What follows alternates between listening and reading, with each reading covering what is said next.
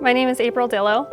I am a wife, I am a mom, and I am a suicide survivor. Do you mind telling us a little bit about your experience? Yes.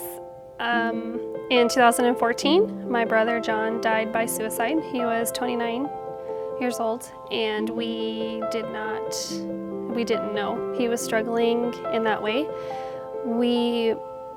It came as a shock to us, as no one in our family or even, even close to us had ever died by suicide. So walking through that and the aftermath of that was hard and shocking, and there's so many questions. And I think they say that hindsight is 20/20, and I think if I look back, I can see some signs and symptoms, but we equated them more to his personality and what he was going through on a personal level in his personal life than we did as a sign or a symptom of suicide. So, for example, he withdrew from his family.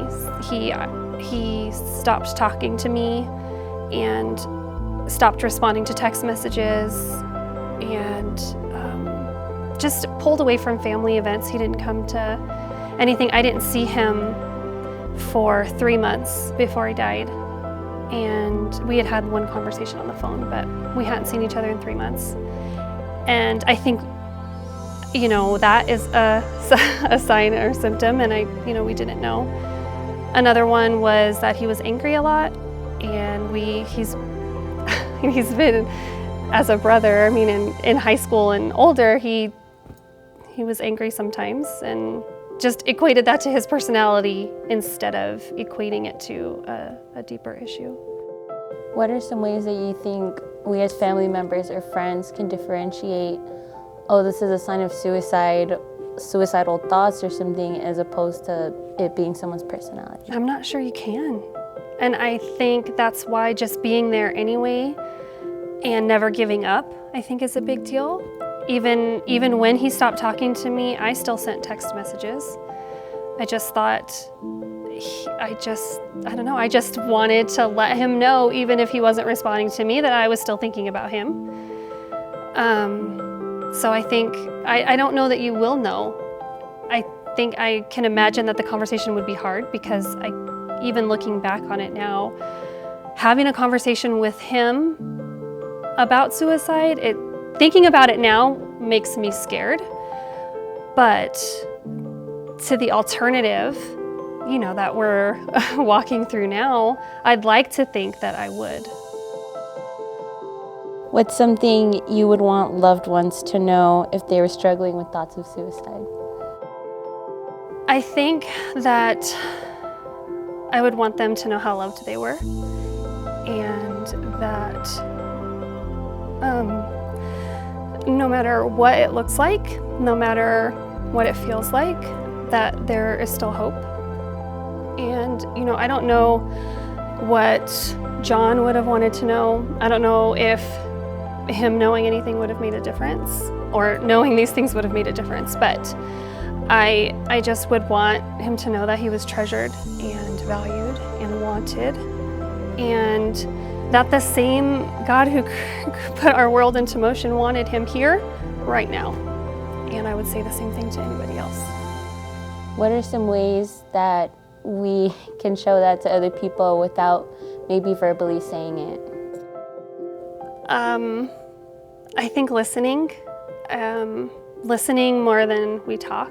And we have a tendency, I think, to want to fix everything, and especially when you know that a loved one is struggling in that way, that it's really hard to hear, right? So you just want to love on them and fix them. And I think just a reminder that it is a journey, and it won't be fixed overnight. And I think just to be as supportive as you can without having to say too much. Do you feel like sharing how you think someone could help someone else through that type of situation has actually had an impact on people's lives? Oh gosh, I don't know. I hope so. God knows.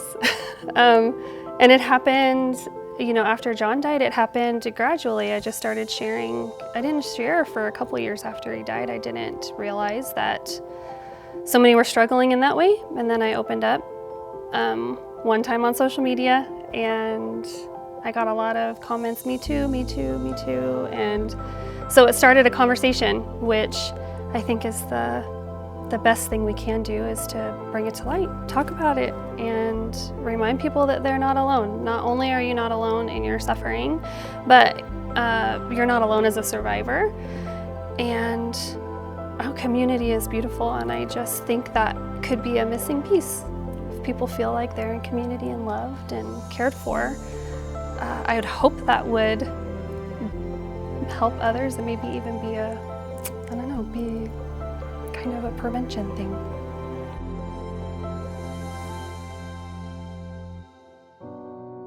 My name is Amber Lisette Gallegos, and I'm 23 years old. I am a leader, I am a daughter, I am a sister, and I'm a friend. Could you tell us a little bit about your experience with suicide? Yeah. So my suicide attempt kind of happened, it led up when I was 11. I was introduced to cutting by a friend, and throughout the years, the thought of suicide kind of kept getting stronger and stronger. When I was 15, I was diagnosed with Bell's palsy. So I had facial paralyzed. I was paralyzed on half of my face, and I was taking medication to help that.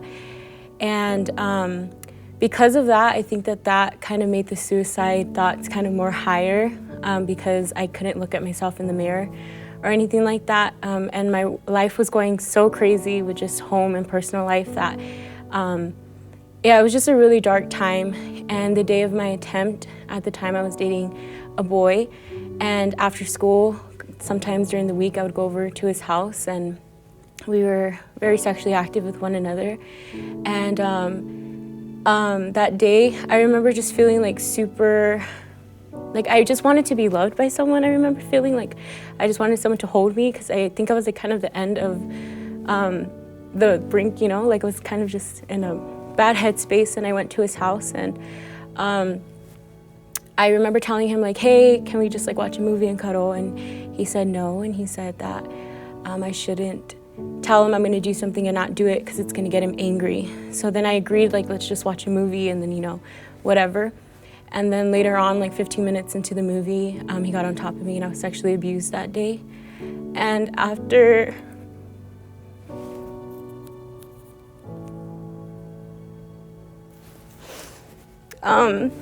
he was finished, I got up, and he said that I'm lucky that I have him in my life, because I would never be loved by anyone, because I was too much with just the thoughts and the pain that I was kind of going through in my life at the time. So on my way home, I made up my mind, and I said that he was right, and I agreed. And I felt like a burden to people, so I planned on overdosing. I went home, and I waited for my siblings and my parents to go to sleep, and I went into the medicine cabinet, and all the medication I was taking for my Bell's palsy, I took. Other medication that was in there, I took. I went into the kitchen. I drank a full bottle of NyQuil. I drank half a bottle of liquor, and I was just feeling these substances, hoping that I wouldn't wake up. And nobody knew or anything. And before I went to bed, I remember praying and telling God that I wanted to go home with him, and if he could have mercy on my life, because I knew that what I was doing wasn't right, but I was so desperately just wanted to be with God and go home. And then I told him that if there was still purpose that he had for me, to not allow it go through. And I just remember dozing off, and then I woke up the next morning with a bad stomach ache and throwing up all day, and my parents and nobody knew until a couple years after is when I told them. And yeah, that's my suicide attempt story. If you could go back and tell Amber something before she grabbed the bottle of pills, what would you tell her? That it gets better, that this isn't the answer, and that it's gonna get better, that God will give you the strength to leave the relationship. God would give you the strength to stop cutting, to stop hurting yourself. Yeah. What's something you would want people to know who are experiencing thoughts of suicide? I would want them to know that they are loved, that they are wanted, that their life matters. I remember just feeling again like unloved and not feeling wanted, and just not being seen, but they're seen, and that God loves them, and that even though I don't know them, I love them, and God has purpose for them, and there's a purpose for their life, and it gets better. It really does. What are some lies that you were told that led you into that place that people listening or watching should never fall victim to? Yeah, so it was mainly the lies that at this time, I didn't have the community that I do have now, so I was kind of walking through life alone with my ex-boyfriend, and a lot of the things that he would tell me was, again, like I wouldn't be loved by anyone, that he was as good as it gets. I was going through bulimia. I was bulimic for a little bit, and as I was starting to like lose weight, I remember him like kind of grabbing me and telling me like, why am I doing this for attention? Like everything that I do is for attention. So I started to put this identity of being a burden to people's life. I started to put this identity of just being a burden, like being too much for people, and believing that lie that my pain didn't matter, or like what I was going through didn't matter. And because it didn't matter, I wasn't able to speak up. I wasn't able to tell people like, hey, like I'm being abused, or hey, I'm abusing myself and like I need help. So I just really believed that that my life wasn't good enough, that I was a burden to everybody, even to myself. What steps did you take to recovery? So after my attempt, I wish I could say that I quit, like everything. Unfortunately, I didn't, and I didn't have a recovery plan. But honestly, I give all glory to God, and it was really Jesus who saved me, because as I look back now, I see that as the years went by, He gave me strength to walk away from things. As the years went by, He gave me strength to let go. So I was cutting for a few years, and then I went to erasing myself. I went to scratching my skin, and then I went to the rubber band. And basically, the rubber band is like you just hit yourself with the rubber band constantly. And it wasn't until I was 18 where I moved to Arizona. My director for the internship that I was part of, I finally spoke up, and I went to her. Her name's Lorraine Salinga, and she took it away, and she said, do you believe that God will set you free? Do you believe that God will restore your life? And I told her yes, without a doubt. And that was the last day that I hurt myself. That was the last day I did anything. So I didn't have a recovery plan. It was really just Jesus working in my life and taking out the strongholds in my life and the bondages in my life, where now I can say that I've been self-harm free for 5 years. And thankfully, that the attempt to overdose was the last attempt that I ever did or that I ever took. He gave me the strength to leave the relationship 2 years after that. And and even speaking about it now, it's all Jesus, really. My name is Yvonne Tirado. I'm 29 years old. I am a sister, a daughter, a Christ follower, a counselor, a friend. Could you tell us a little bit about your experience with suicide? So my experience with suicide is I am a survivor of a suicide attempt. Back in 2014, I was attending school in Los Angeles, California, and I ignored all the warning signs. In my experience, I fell in a really deep depression, and I wasn't really coping well, but I didn't slow down enough to pay attention to myself and what I was experiencing to reach out for help. So I found myself attempting, and thankfully I survived my attempt and was able to start paying more attention to what I was experiencing and what I was dealing with. Would you say that signs to see or look for within ourselves are similar to the ones we should see or look out for in other people? Yes, I definitely, I feel like we really need to stop and pay attention to like what we're experiencing. Other people, if we stop and take a minute to kind of like pay attention to what we're going through, we can recognize other people going through it as well. I feel like some of those common signs are isolating, withdrawing from other people, maybe some changes in behaviors, crying a lot, maybe like not finding pleasure in the things you used to I find pleasure in. I believe that a lot of those things are considered signs that we can look out for in other people. What's something you would want people to know who are experiencing thoughts of suicide?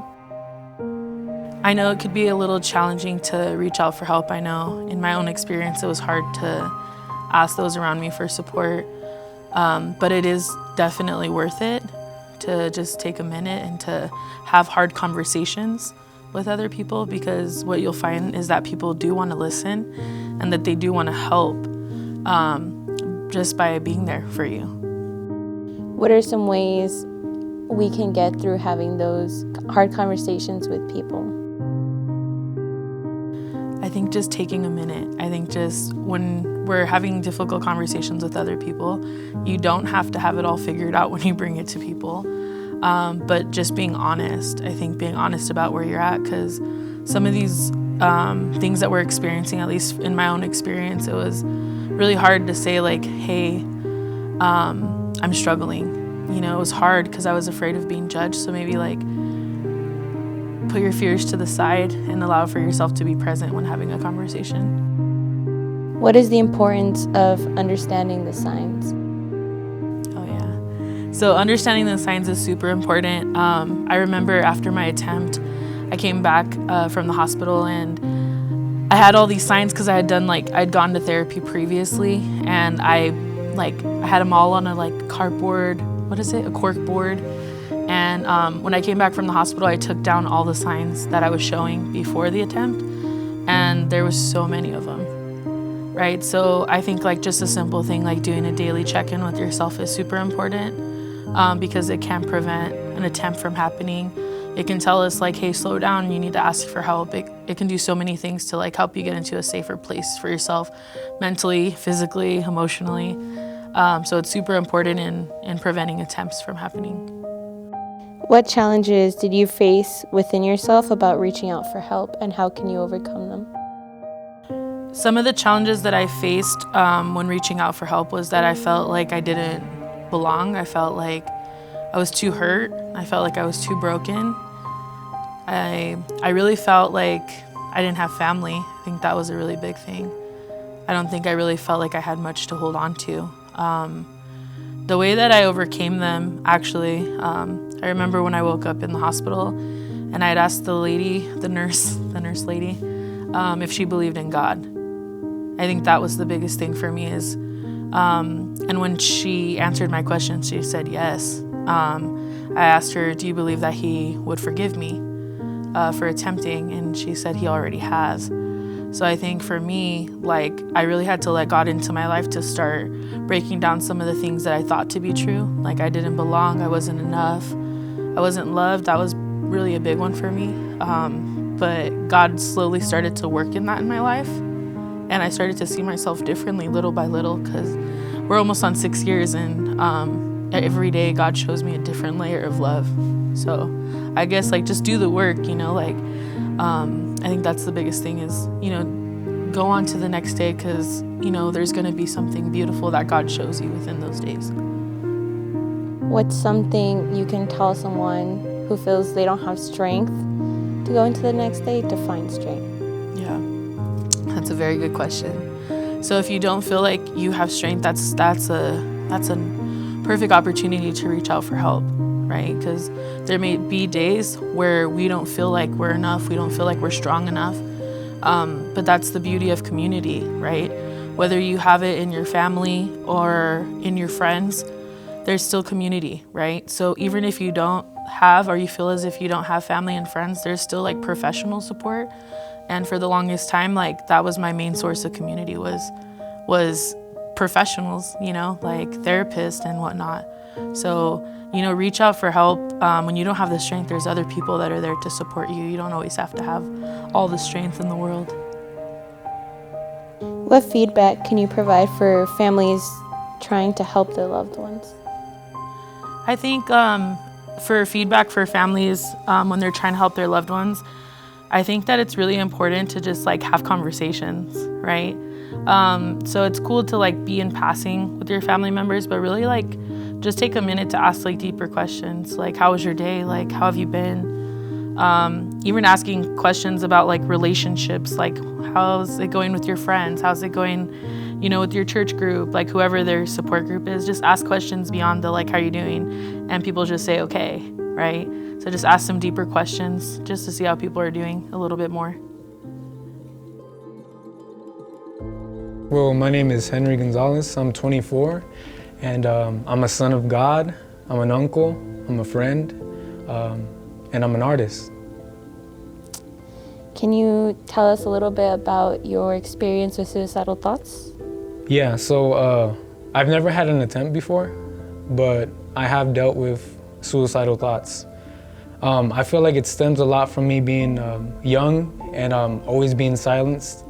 I've dealt with a lot of like mental abuse coming from my family because there was just a lot of abuse in my parents. I know my mother has dealt with like a lot of difficult things. My grandpa abused her in so many ways, and so I kind of feel like my mom kind of brought that upon me and my siblings. And so growing up, I've always had like a lot to say, but I was always shut down constantly. So as I grew up, I really didn't know how to just verbalize how I felt. So I kind of always like just kept everything in, bottled up. And I think it led to other stuff as well. Like I started doing drugs, tried to find other ways to cope, whether it be sexually or just a lot of impulse things. I also say that my biological father, I met him for the first time when I was like 6. And I didn't understand at the time like who he was because I had a stepfather who basically raised me from like since I was a baby till I was like 6. So I just had a lot of questions. There was a lot of confusion.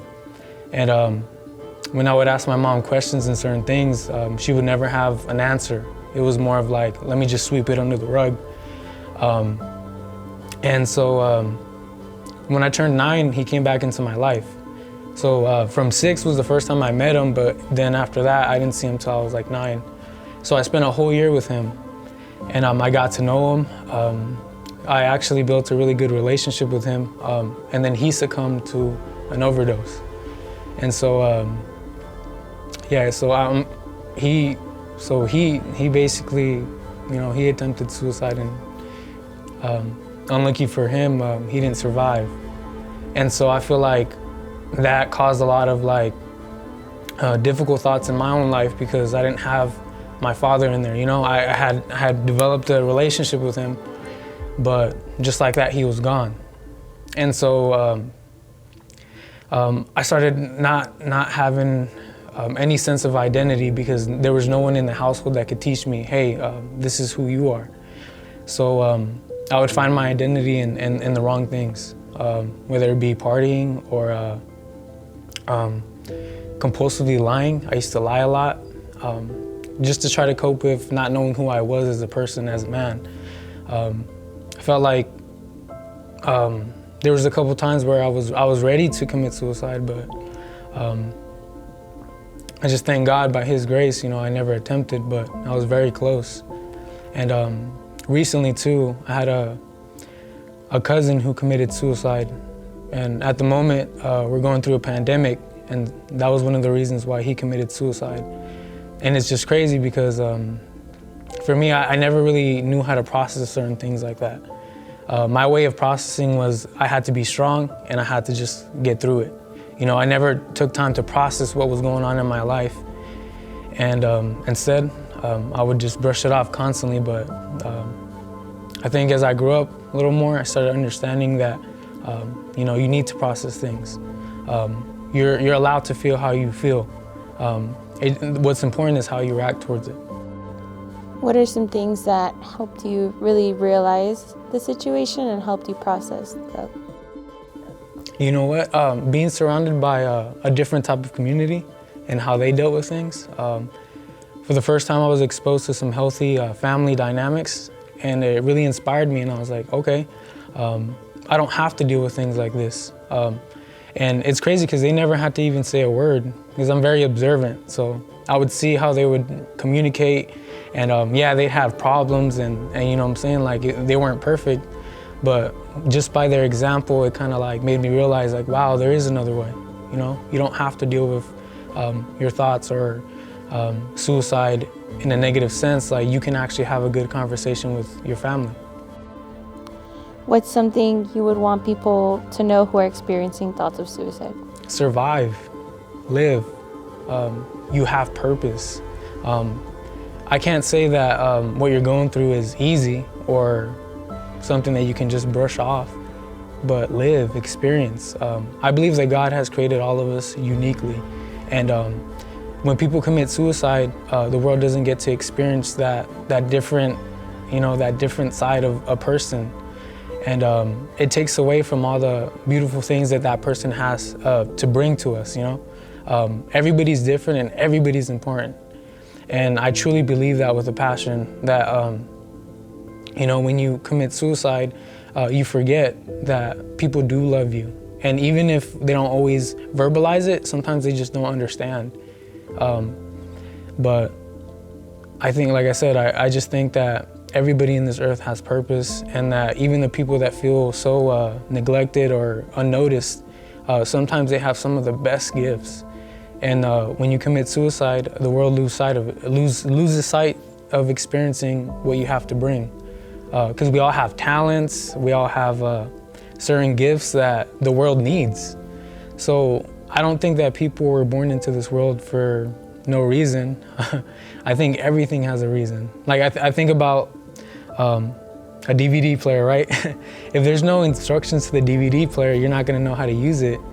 And like, at least for me, you know, giving my life to Jesus and reading the Bible, it's really put it into perspective on how we work as individuals. It gives you identity. It teaches you the gifts that you have and how you can present it to the world to realize that, yo, there's more to you than you even realize. For those who might find it difficult to ask for help, what are some words you would like to share? Survive, live, experience life. Although it's hard and, you know, you might want to like just give up, I just think that surviving will give you another perspective. Even though in the moment and in that season it's hard and you feel like there's no hope, there will be, you know. Seasons always change. They don't always remain the same. When you allow yourself to fight through and have that resilience when things are tough and you're having those thoughts, once you get past that season, you look back and you see how much strength you have now. So I would feel something that I would want to say is just survive, live. Experience, you're important. Is there still a reason to hope? Yes, I absolutely believe that there still is a reason to hope. I believe 115%, actually like so much more, that there's a reason to hope in every day. Is there still a reason to hope? Yes. I think there's a million reasons to hope.